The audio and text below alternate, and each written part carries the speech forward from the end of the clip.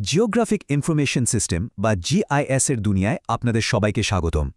Satellite থেকে শুরু করে আমাদের স্মার্টফোনের ম্যাপ পর্যন্ত এই সবকিছুর পেছনে যে একটা দারুণ প্রযুক্তি কাজ করে, চলুন আজ সেটার ভেতরেই ডুব দেয়া যাক। আমরা তো রোজই এই টেকনোলজি ব্যবহার করি, তাই না? কিন্তু কখনো কি মাথায় এসেছে এটা ঠিক কিভাবে কাজ করে? কিভাবে একটা অ্যাপ এত নিখুঁতভাবে সবকিছু বলে দেয়? চলুন আজ এই রহস্যটায় ভেদ করা যাক। হ্যাঁ, এই পুরো ব্যাপারটার পেছনের ম্যাজিকটার নামই হল জিআইএস, মানে জিওগ্রাফিক ইনফরমেশন সিস্টেম।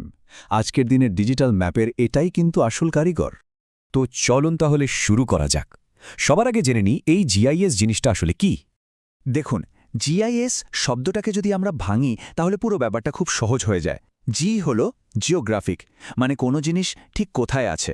আই হল ইনফরমেশন, মানে ওই জিনিসটা কেমন, তার খুঁটিনাটি তথ্য। আর এস হল সিস্টেম, মানে এমন একটা ব্যবস্থা যা এই সব তথ্যকে এক জায়গায় এনে গুছিয়ে আমাদের সামনে তুলে ধরে।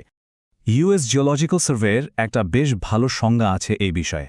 তারা বলছে এটা এমন একটা কম্পিউটার সিস্টেম যা ভৌগোলিক তথ্য, মানে পৃথিবীর কোনো জায়গার তথ্য সংগ্রহ করতে, জমা রাখতে আর ম্যাপের মাধ্যমে আমাদের দেখাতে পারে।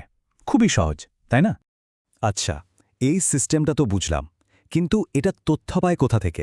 ভাবুন তো, জিআইএস যেন একজন ডিজিটাল গোয়েন্দা, আর যে কোনো গোয়েন্দার মতোই তারও দরকার হয় সূত্র বা ক্লু। জিআইএসের ক্ষেত্রে এই ক্লু হল দুই ধরনের ডেটা। হ্যাঁ, জিআইএস মূলত এই দুই রকমের ডেটার ওপর ভর করেই চলে। একটা আমাদের বলে কোথায়, আর অন্যটা বলে কি বা কেমন। চলুন এই দুটোকে একটু কাছ থেকে দেখা যাক। প্রথমটা হল স্পেশাল ডেটা বা স্থানিক তথ্য। এর কাজটা খুব সোজা, কোনো জিনিস পৃথিবীর ঠিক কোন জায়গায় আছে সেটা বলা। যেমন ধরুন, একটা নদী কোন পথ দিয়ে বয়ে গেছে, বা একটা শহরের রাস্তাগুলো কোথায় কোথায় আছে। এমনকি আপনার বাড়ির সঠিক অবস্থানটাও হলো স্পেশাল ডেটা। আর দ্বিতীয়টা হলো অ্যাট্রিবিউট ডেটা। এটা হলো ওই স্পেশাল ডেটার বিস্তারিত পরিচয়, মানে আগের উদাহরণে যে রাস্তাটার কথা বললাম, সেই রাস্তাটার নাম কি, ওই শহরে কত মানুষ থাকে, বা একটা জঙ্গলে কি কি গাছ আছে।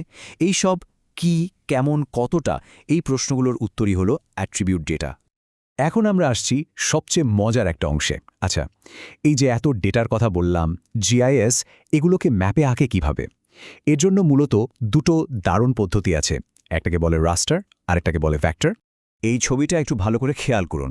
দেখুন, বাঁদিকে ভেক্টর ডেটা ব্যবহার করছে বিন্দু, রেখা আর বহুভুজ, আর ডান দিকে রাস্টার ডেটা পুরো ছবিটাকে ছোট ছোট চৌকো বাক্সে বা পিক্সেলে ভাগ করে ফেলেছে।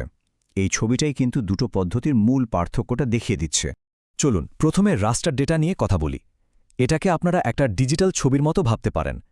এখানে পুরো এলাকাটাকে হাজার হাজার বা লক্ষ লক্ষ ছোট ছোট পিক্সেলের একটা ছকে ভাগ করা হয়, আর প্রত্যেকটা পিক্সেলের একটা নির্দিষ্ট মান থাকে, যেমন সেটার রং কী হবে বা সেখানকার তাপমাত্রা কত। এই ছবিটা দেখুন, কি সুন্দরভাবে ব্যাপারটা বোঝানো হয়েছে। একটা ভৌগোলিক এলাকার ছবি বানানোর জন্য নির্দিষ্ট পিক্সেলগুলোতে শুধু রং করে দেয়া হয়েছে। আমরা স্যাটেলাইট থেকে যে ছবিগুলো দেখি সেগুলো কিন্তু আসলে এই রাস্টার ডেটাই। অন্যদিকে ভেক্টর ডেটা কিন্তু পিক্সেলের ওপর নির্ভর করে না, এটা ব্যবহার করে জ্যামিতি, ঠিক যেন ছোটবেলার বিন্দু মিলিয়ে ছবি আঁকার মতো। এখানে বিন্দু, রেখা আর বহুভুজ ব্যবহার করে পৃথিবীর যে কোনো জিনিসকে নিখুঁতভাবে আঁকা হয়। এই ছবিটা দেখলেই ব্যাপারটা পরিষ্কার হয়ে যাবে। দেখুন, একটা কুয়োকে দেখানো হয়েছে একটা বিন্দু দিয়ে, একটা রাস্তাকে বানানো হয়েছে অনেকগুলো বিন্দু জুড়ে একটা রেখা দিয়ে, আর একটা পুকুরকে দেখানো হয়েছে একটা আবদ্ধ বহুভুজ বা পলিগন দিয়ে। খুবই নিখুঁত, তাই না? তাহলে এই দুটোর মধ্যে আসল পার্থক্যটা কোথায়? সহজ করে বললে, রাস্টার ডেটা কন্টিনিউয়াস জিনিস, যেমন তাপমাত্রা বা উচ্চতা দেখানোর জন্য খুব ভালো, কিন্তু এর ফাইল সাইজ অনেক বড় হয়। অন্যদিকে ভেক্টর ডেটা কোনো কিছুর নির্দিষ্ট সীমানা, যেমন ধরুন রাস্তা বা বাড়ির প্লট দেখানোর জন্য সেরা, আর এর ফাইল সাইজও অনেক কম হয়। আচ্ছা, একটা প্রশ্ন করি। আমাদের সবার ফোনেই তো ম্যাপ আছে, তাই না? বলুন তো, ওটা ন্যাভিগেশনের জন্য কোন ডেটা ব্যবহার করে, রাস্টার নাকি ভেক্টর? মজার ব্যাপার হলো, উত্তরটা হচ্ছে দুটোই। যখন আপনারা ম্যাপের স্যাটেলাইট ভিউ অন করেন, তখন যেটা দেখেন সেটা হলো রাস্টার ডেটা, আর যে রাস্তা ধরে আপনাদের রুটটা দেখানো হয় বা বিভিন্ন দোকানপাট, বাড়িঘর যেগুলো দেখেন, সেগুলো হলো ভেক্টর ডেটা। জিআইএস এই দুটোকে একসাথেই ব্যবহার করে আমাদের একটা পারফেক্ট অভিজ্ঞতা দেয়। তো থিওরি তো অনেক হলো, চলুন এবার দেখি এই প্রযুক্তিটা আমাদের বাস্তব জীবনে আমাদের পৃথিবীকে কিভাবে বদলে দিচ্ছে। জিআইএসের সবচেয়ে বড় শক্তিটা হলো এই ছবিতে যা দেখছেন ঠিক তাই। এটা অনেকটা স্বচ্ছ কাগজের ওপর আঁকা আলাদা আলাদা ম্যাপের মতো। একটা লেয়ারে হয়তো শুধু রাস্তাঘাট আছে, আরেকটাতে আছে বাড়িঘর, আরেকটাতে গাছপালা। জিআইএস এই সবগুলো লেয়ারকে একটার ওপর আরেকটা বসিয়ে একসাথে বিশ্লেষণ করতে পারে। আর এর ব্যবহার প্রায় সবখানে। একটা শহরের পরিকল্পনা করা থেকে শুরু করে কৃষিক্ষেত্রে ফলন বাড়ানো, বন্যা বা সাইক্লোনের মতো দুর্যোগ মোকাবেলা করা, এমনকি কোন রুটে গাড়ি চললে জ্যাম কম হবে, এই সব কিছুর সমাধান দিতে জিআইএসের জুরি মেলা ভার।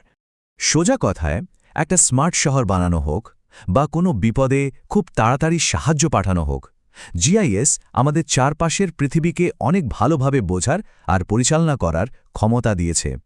তাহলে পুরো আলোচনাটাকে যদি এক লাইনে বলি, জিআইএস হলো এমন একটা সিস্টেম যা কোনো জায়গার অবস্থান মানে স্পেশিয়াল ডেটা আর তার বর্ণনা মানে অ্যাট্রিবিউট ডেটা, এই দুটোকে এক করে। আর সেই তথ্যকে হয় পিক্সেলের গ্রিডে বা রাস্টার মডেলে অথবা বিন্দু রেখা বহুভুজে বা ভেক্টর মডেলে আমাদের সামনে তুলে ধরে। আশা করি জিআইএস নিয়ে এই আলোচনাটা আপনাদের ভালো লেগেছে। পরের বার যখন ফোনের ম্যাপ ব্যবহার করবেন, তখন এর পেছনের এই দারুণ প্রযুক্তিটার কথা নিশ্চয়ই মনে পড়বে। এই রকম আরও ইন্টারেস্টিং বিষয় নিয়ে জানতে চাইলে আমাদের চ্যানেলটা অবশ্যই সাবস্ক্রাইব করবেন। ধন্যবাদ।